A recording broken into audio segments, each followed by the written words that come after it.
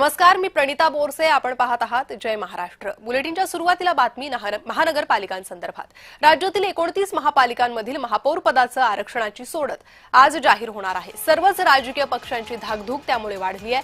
महापौर पद कोणत्या प्रवर्गाला मिळणार याकडे लक्ष लागलंय. मुंबईत एसटी प्रवर्गासाठी आरक्षण जाहीर झाल्यास मोठी राजकीय उलथापालथ शक्य आहे. एसटी प्रवर्गातील दोन्ही जागांवर ठाकरे गटाचे उमेदवार विजयी झालेले आहेत, तर भाजप शिवसेनेकडे एसटी नगरसेवक नाहीये. महापौर पदाच्या गणितात आरक्षण सोडत त्यामुळे निर्णायक ठरणार आहे.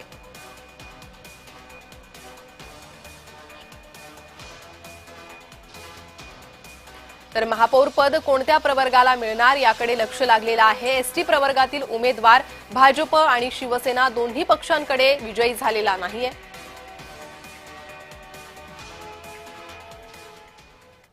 याच संदर्भातील अधिक माहिती घेणार आहोत आमचे प्रतिनिधी महेंद्र जोईल यांच्याकडून. महेंद्र, काय तिढा असणार या आरक्षण सोडतीचा आणि कधीपर्यंत आरक्षण सोडत निघू शकते?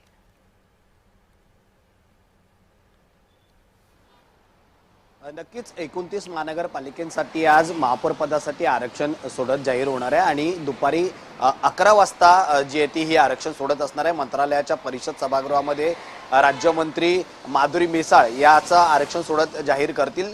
मात्र नव्याने प्रभाग रचना ज्या जाहीर झाल्यानंतर चक्राकार पद्धतीने की नव्याने आरक्षण सोडत जाहीर होणार हे पाहणं महत्त्वाचं असणार आहे. कारण आज एसटी, एससी, ओबीसी की सर्वसाधारण की महिला याचा जो निकाल आहे तो लागणार आहे. त्यामुळे सर्वच नगरसेवकांची धाकधूक वाढलेली आहे आणि सर्वच राजकीय पक्षही सोडत जाहीर झाल्यावरती महापौर पदाचा जे बहुमताचा आकडा ज्यांच्याकडे आहे त्या पक्षांचा जो महापौर असेल त्या पदाची नावं आहेत ती पक्षाकडून जाहीर होतील आणि एकंदरीत या सर्व सोडती जाहीरनंतर सर्व राजकीय पक्ष आहेत ते या सगळ्या गोष्टीकडे लक्ष लावून राहिलेले आहेत की आज नेमकी ही सोडत जाहीर झाल्यानंतर पुढचं त्यांचं पाऊल काय असणार आहे.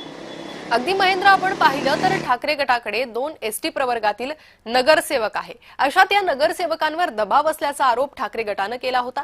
याच संदर्भात काय राजकीय घडामोडी घडतायत? तशी काही भाजप आणि शिवसेनेकडून तयारी केली जाते का, किंवा तसं काही षडयंत्र रचलं जातंय का, ज्याप्रमाणे ठाकरे गट आरोप करतोय?